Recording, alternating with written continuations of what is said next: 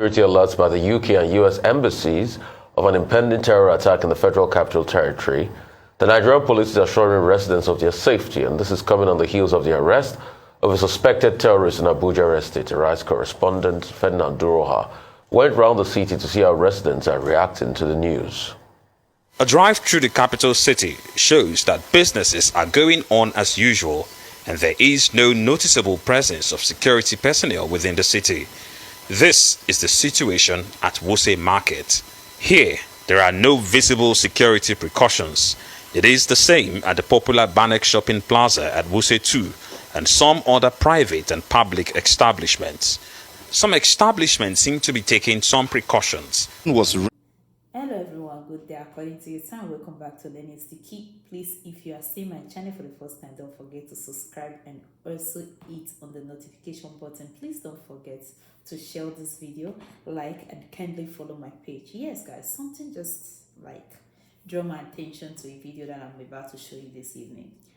A few days ago there was rumors, and I don't think it's now a rumors. It's been confirmed that there were a lot of DSS in Nigeria. They just arrived in Nigeria, so I was just hoping maybe it's because of the big bang. You guys know that Nigeria is not like calm for some time now, so I was thinking maybe that's the reason why DSS, because DSS is all the way from America to Nigeria to do what? That was my first question, like to help the Nigeria to to put Nigeria back into fits. No, that's not the case. So this video I'm going to share with you now will tell you more about DSS in Nigeria and their operation, and the reason why they really went to Nigeria, because of their suspecting some people of things that they are doing, like terrorist cases, And I was just asking myself, why is it that DSS normally bust into Nigeria to pick people? Because if they catch people like fraud, they will go there and pick them. And has ever been there like any kills or anything like Nigeria have gone to any country to bring somebody that committed a crime in that country? I've not heard it, So in case if you have seen something like that, or you have heard, I don't know, just also share your opinion, because this is becoming too much. Nigeria is a country that's not contributing anything to Nigerian citizens. Even when you try to struggle for yourself, to build yourself, they want just to bring you down. That's a country why, because of poverty, it is difficult to do good for people. It's a country where you can never satisfy people, because some of them, they don't care if you are going down while you are helping them. So, guys, just take a look at this video and leave your comment, because to me it's really like strange. And now they are talking about money. I'll come back to talk about that, why we also give you the new updates about that issue, because I read it. I think I read it, if I'm not making a mistake. I read earlier this morning and I was asking, is Naira the problem right now? Is the color of the money is the problem of Nigeria? So I will show you a video that's going to tell you more about it. And it is really a sad one that Nigerians are not doing anything about this. It's true that the corruption in Nigeria is beyond any person, but I think this is hard time that Nigerians should start looking back to just understand that if they lose Nigeria, it go tough. Well, God help us. Ringing incessantly whilst I was in the bathroom. Then I came out and I saw that I've had several missed calls. It happened to be our own chief security officer calling my number, and the supervisor of the security outfit that we have, asking me what's going on in the estate. And I said, going on how? And they said, our estate has been locked up by the officials of DSS and some American army. So that provoked my own curiosity. So I quickly dressed up and I came out. And on my own street, I saw a heavily masked DSS person asking me not to move. And I told him I will have to move because I need to know why you're here. And not only that, I am answerable to the residents. So you need to tell me why you're here. I'm not going to infringe or disturb what you're doing, but let me know what you're doing. And at that point, he said, they're here on the suspicion of terrorist activity. I said, in my estate? He said, well, know your neighbors. I said, okay, fair enough. Because you are security agents, there is nothing we can do than to allow you carry out your duties. Then eventually they left my street and went to another street where the alleged suspect lived. And they eventually arrested the person they came for, and I think his brother as well, and they took them out of the estate. That was the end of it, and we've not heard anything since then. But as an estate, what we did was to go to the family of the person that was taken away, and to ask what actually happened. And they said they were confused as well, that people just came and broke their door, broke their gates and all of this. I said, okay, we'll wait, because then I put a call through to the DPO, our own DPO in the area, and she confirmed she was aware of the operation, and in fact the CP was also aware. So I said, okay, if it's working at that level, so we need to back off, because it's a security issue. The suspect is a resident, and is from Kogi State. So yes, we know who was taken away, but we cannot label him a terrorist, because we don't know that. Because you can't just call somebody a terrorist until a court of competent jurisdiction is able to do that. So as far as I'm concerned, it was an allegation, and the security agencies have the right to do what they have to do, especially where terrorism is concerned. In the meantime, security operatives stepped up their preparedness with the commencement of a counter-terrorism incident simulation exercise at the force headquarters. The police says the objective of the exercise, codenamed Operation Dakin Gagawa, translated to mean quick intervention, is to ensure that threats are neutralized and the city adequately protected. It is another evening in the Federal Capital Territory, and close of work, if I might add. Now, these Nigerians from various walks of life are indeed going home and praying that they will get home safe. Now, these follows threats of terror attacks issued by the UK and US embassies. However, the security operatives have said that they are on top of the situation and have assured residents of the FCT that they are indeed safe. Ferdinand Duroha, reporting for Our Eyes News. And the UK has warned its citizens against traveling to the nation's capital, Abuja.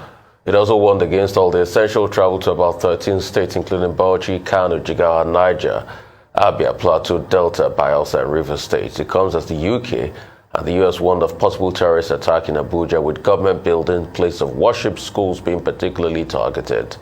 The United States authorized the departure of non-emergency employees and their families from Nigeria, with some diplomats leaving yesterday.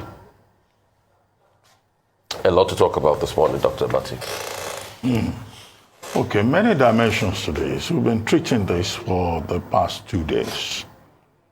And the major concern that we have expressed on this program is what looks like lack of coordination among the agencies of government addressing this challenge. And also the implications of the call-out by the UK High Commission in Nigeria, the US mission in Nigeria, and now those two missions have been joined by the Canadians, who are also warning their residents to be careful in Nigeria, where they go to, and what may well happen. Now, the Nigerian government, speaking through the Ministry of Information, had reacted very sharply and all of that. Okay, the first thing to note is that in terms of international relations, countries share intelligence. The intelligence community, in spite of the differences, the geopolitics, work together for the most part. What has happened, it will appear, is that the Americans, through their Operation Intense Resolve, have been able to displace the leaders of ISIS in northern Syria. In the first week of October, they succeeded in killing the deputy wali and one other principal officer in Syria. Now, what they seem to have observed is that there's been a movement of these Islamic State elements towards Africa, the Sahelian region, and all the way towards, Africa, where there's a lot of weakness in terms of security surveillance, in terms of intelligence. I'll be surprised if they did not share that intelligence with the relevant authorities. Did they share the intelligence with the Nigerian authorities? Are the Nigerian authorities overreacting because they thought they should have been allowed to take the lead in the matter. These are questions that need to be addressed. Because you see that both the UK and the US, and we have now added Canada, have been persistent in asking their nationals, particularly in Nigeria, to be careful. Because in Nigeria, we face a double threat, not just from this movement from ISIS, looking for a safe haven in places where they have communities, where they have cells, but also from Boko Haram that is on the ground here in Nigeria. If you look at the security situation in Nigeria, the threat has moved from the northeast zone all the way down to the north central. Hence, we have had issues in Lokoja, we have had issues in Kogi, we have had issues even in Ondo State, where there was an attack on the church. The security agencies claim that, look, many of those persons who were involved in the attack on the church in Owo have been linked to the international community. So what we can take away is that this attack, this terrorism, is a global thing. You shift the terrorists from one spot, they go to another spot. And Africa, West Africa in particular, has proven to be very vulnerable. So, and this is why we say that the threat that has been raised, that has been advertised, should not be taken lightly. The Nigerian government, under the principles of sovereignty, even if they have access to the intelligence that has been provided, may well say, give us the right to play in our own space, which is more or less what the South Africans are saying. So, how is this going to play out? The US is a superior power, even if, as Professor Bolaji Akinyemi pointed out yesterday, that there's a reordering of the global power calculus. So, is the Nigerian government reacting because, oh, this is a superpower, a superior power? There's a difference between being a superpower and being a superior power within the dynamics of global relations. However, I don't think that we should overreact. We have made the point on this program that what is missing is proper coordination between the state, the government, and the presidency in addressing this to ensure that there is proper communication. Now, panic has been caused in Nigeria. How has the Minister of Information telling Nigerians they also have violence in America? How has it helped? The Americans, the British, they've been consistent in saying non-essential staff should move. The families of persons working in the embassy should take account of their own safety.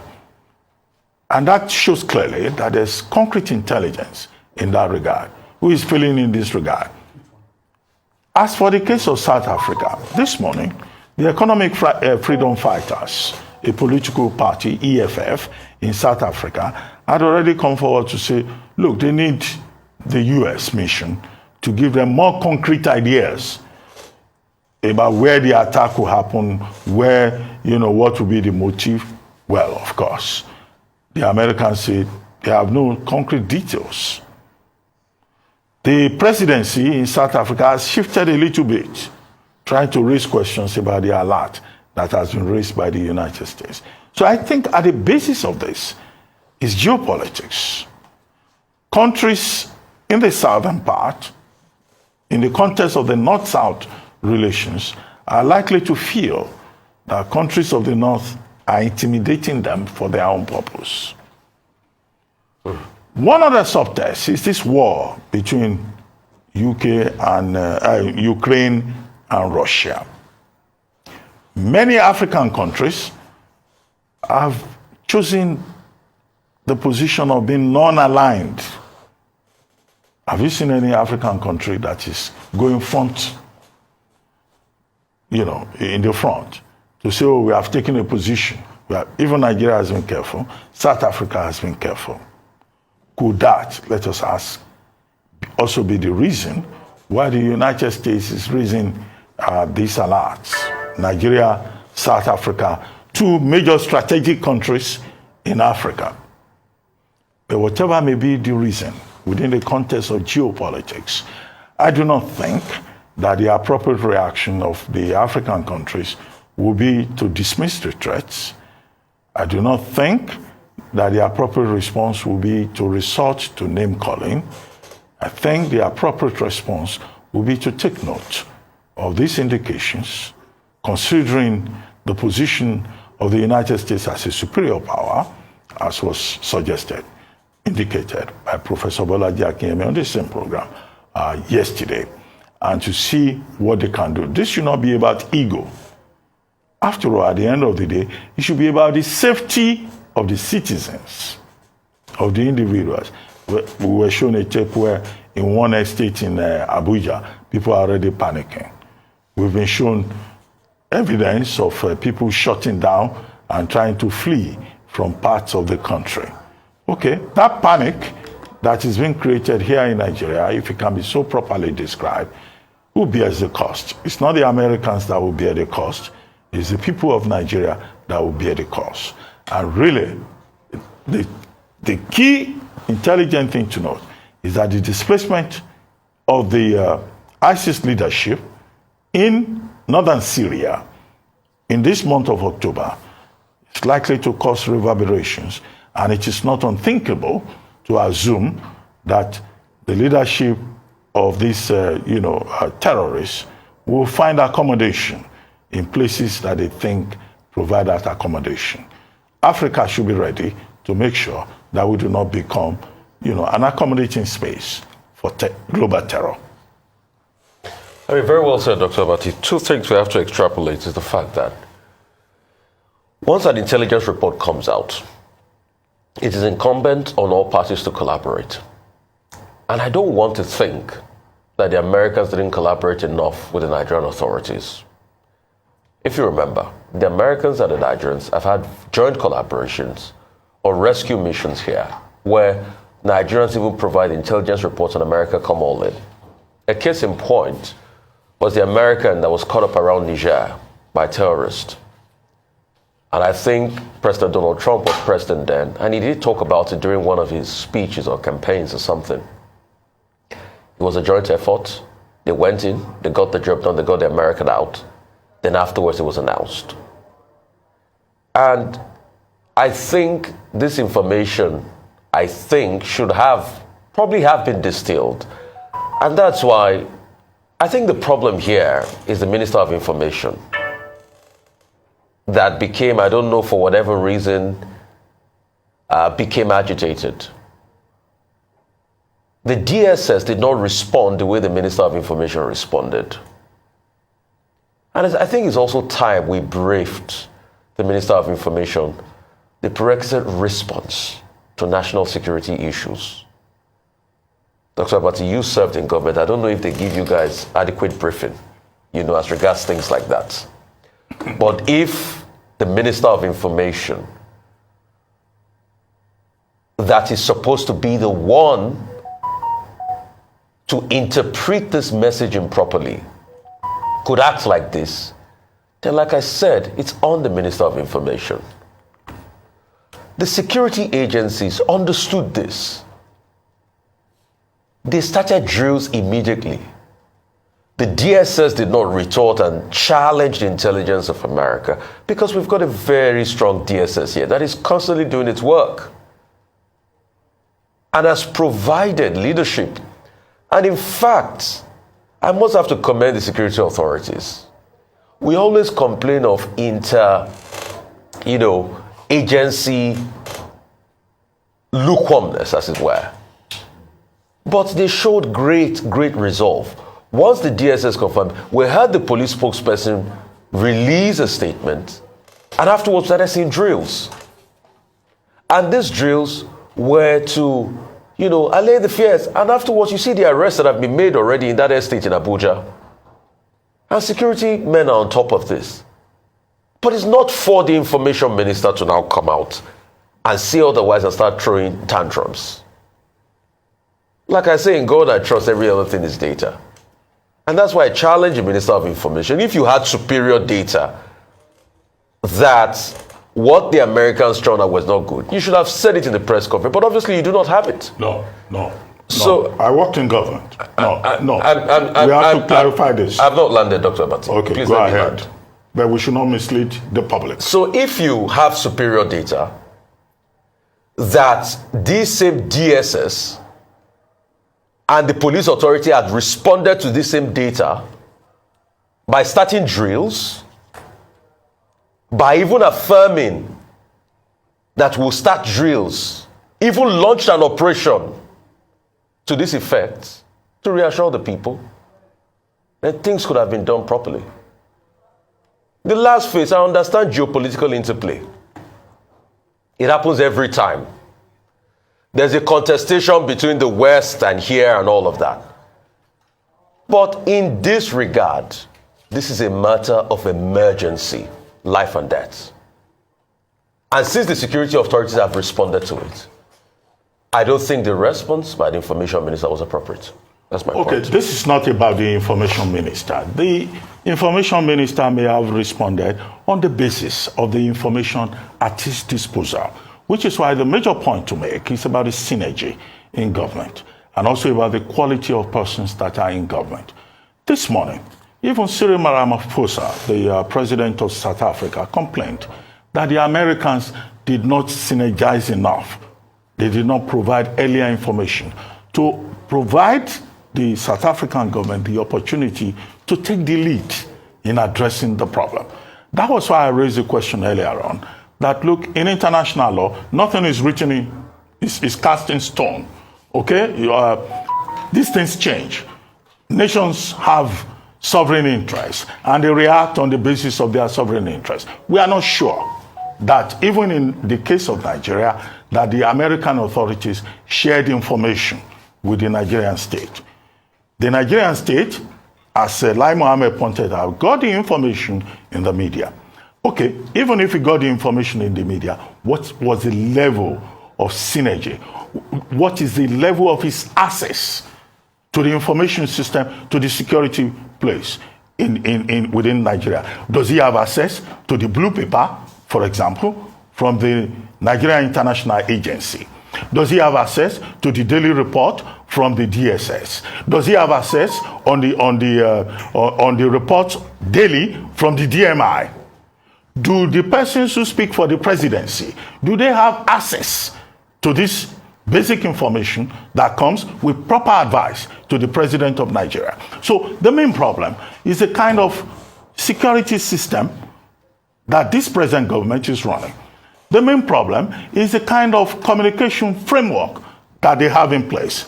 In my time in the Nigerian government, we had in place a network where we met every week and shared information. There were specific persons who had access to this security information that I'm talking about. Does Lai Mohammed even have that access? So it's not enough to just be our one big title, Minister of Information. How much access does he have to the system?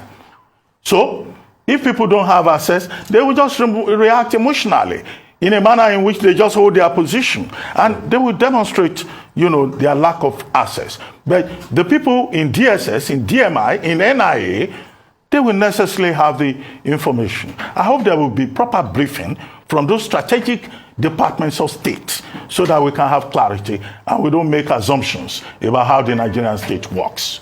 Thank you so much for that clarity, Dr. Abati, and it's really important. So